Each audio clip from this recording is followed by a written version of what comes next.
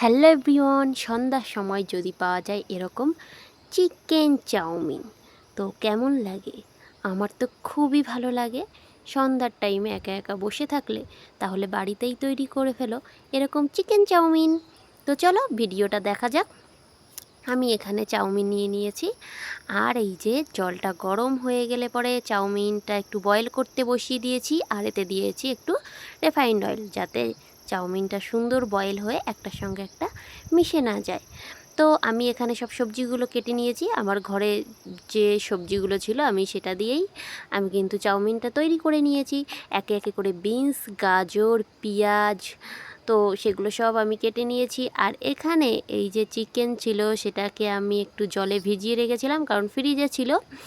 তো চিকেনগুলো তৈরি করার জন্য আমি এখানে পেঁয়াজ, রসুন, আদার একটা ছোট্ট পেস্ট করে নিয়েছিলাম, আর এখানে নিয়েছিলাম চিকেনগুলো ছোট ছোট করে কেটে রেখেছিলাম, আর একটা ডিম আমি ভেজে রেখেছিলাম।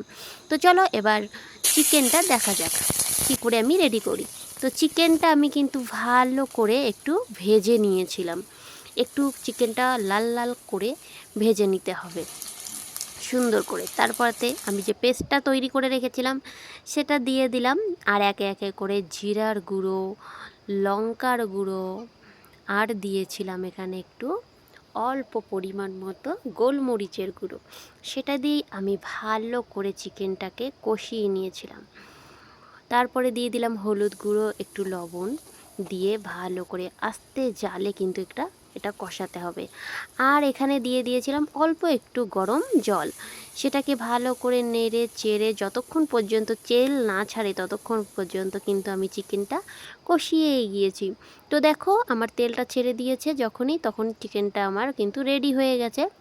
চিকেনের কিমাগুলো কিন্তু খুব সুন্দর করে ভাজা হয়েছিল, আর কষাটাও দারুণ হয়েছিল।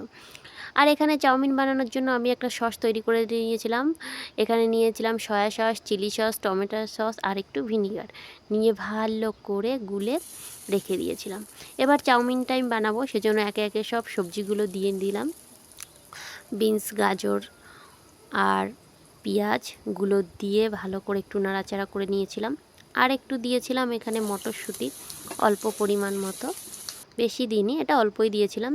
আর দিয়েছিলাম একটু কাঁচা লঙ্কা কুচি, আর দিয়েছিলাম একটু শসা কুচি।